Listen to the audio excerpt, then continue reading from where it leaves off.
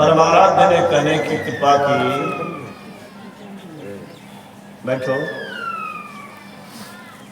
परमाराध्य ने कहने की कृपा की, वही प्रणाम करना अलग से ध्यान बैठा। सत्संग से बढ़कर कुछ है कहा हाँ है, वहीं से प्रणाम कर लीजिए, यहाँ बाधा मेरा होता है। आग्रह है कि जो कोई आवे सत्संग में वो दूर से ही प्रणाम करना। संत शिशु सूर्य महाराज को गुरु महाराज ने कहा था, मन से मन को छू लो। शरीर छूना नहीं, श्रद्धा आप अर्पित करते हैं तो पहुंच गया। बहुत लोग संत शिशु सूर्य महाराज को कहते थे, आप जा रहे हैं गुरु महाराज के पास, मेरा प्रणाम निवेदित कर दीजिए। एक कहते थे कि बाबा जो सरकार फल्ला के और प्रणाम से प्रणाम, फल्ला के नाम से प्रणाम। तो गुरु महाराज कहते थे, सबका प्रणाम पहुंच गया है। दिल से प्रणाम करने पर, दूर रहने पर भी, जो गुरु बसे बनारसी शीश समुंदर तीर, पांव पलक बिसरे नहीं जो गुण हुए शरीर। अगर आपके अंदर श्रद्धा है, आप वहां से प्रणाम कीजिएगा, कहाँ नहीं प्रणाम पहुंचेगा। वो उस विश्व ब्रह्मांड को देखते हैं, विश्व ब्रह्मांड को अपने अंदर देखते हैं। इसलिए सत्संग के समय में आग्रह मेरा रहेगा कि दूर से ही प्रणाम करना। तो मैंने कहा कि सत्संग से बढ़कर कुछ है कहा नहीं जा सकता। कौन कहा? परमाराध्य ने कहा। क्यों कहा? सबसे बढ़कर के लाभ लिया, सबसे बड़े बने, इसलिए कहा कि सत्संग से बढ़कर के कुछ है कहा नहीं जा सकता। अभी हमारे हरे राम बाबा कह रहे थे कि अमृत की वर्षा हो। जो सत्संग से दूर है उनको मन में होता होगा, हो सकता है ये लोग झूठ फूस का खेती करता। अमृत का वर्षा वहां हुआ क्या? अमृत का वर्षा? अरे अमृत किसको कहते हैं यार? अमृत अमर बनाता है, ठीक है ना? अमृत का मतलब क्या है? अमर बनाना। अमर बनाना। ये सत्संग का जो ज्ञान है यह अमृत है। ये ज्ञान लोगों को अमृत बनाता है, अमर बनाता है। गुरु महाराज ने संतों के ज्ञान अमृत को पान किया।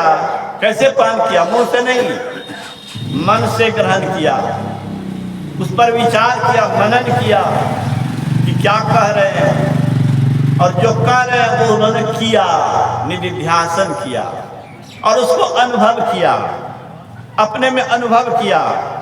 ईश्वर की अनुभूति हुई, अमर तत्व, परम तत्व, आत्मा का साक्षात्कार किया और अमर हो गए।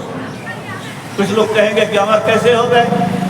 अरे 1986 ईस्वी में गुरु महाराज ने शरीर त्यागा, लेकिन हाल में कैलिफोर्निया में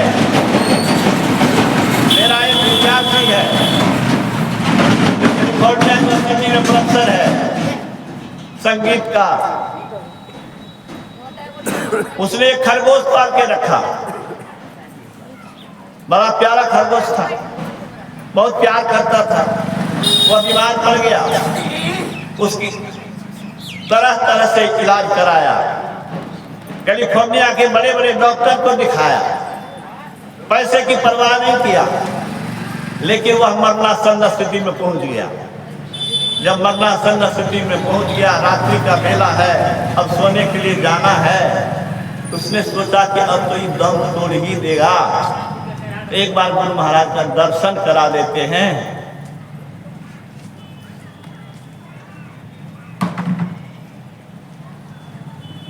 हृदय द्रवित हो जाता है। प्रभु की महिमा कैसी है, कैसी है इस गुरु की महिमा, उस फोटो की महिमा।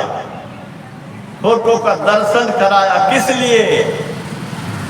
यह भावना लेकर के कि तू मर रहा है, कम से कम अगला जन्म में मनुष्य बनेगा। इसके अंदर में गुरु की कृपा हो जाए। बहुत प्यार किए हैं इसको, इसका कल्याण का रास्ता तो मनुष्य शरीर से ही होगा, मनुष्य शरीर मिल जाए, ये लालसा से गुरु महाराज का दर्शन कराए। और चला गया सोने के लिए। सवेरे उठा, गायब है वहां से। सोचा क्या हो गया, कोई बिल्ली तो आप उठा के खा नहीं गया। देखता है पार्क में वो उछल कूद करके अपना आहार लाता है। तो मरना संत को नया जीवन देने वाला आज भी संत में ही जिंदा है। ऐसे नहीं हम अस्वस्थता की स्थिति में भी आपके यहाँ आए हैं।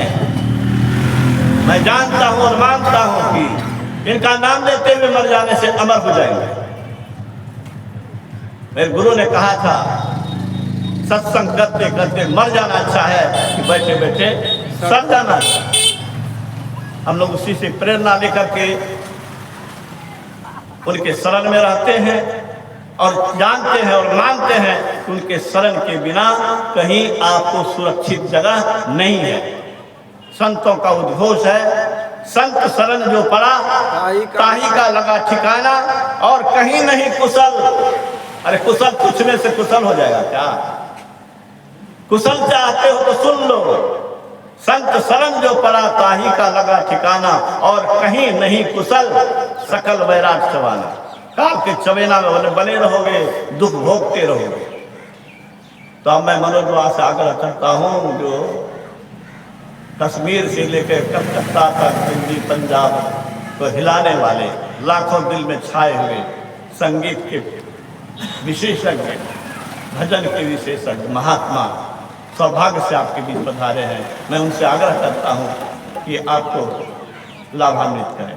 श्री सद्गुरु महाराज।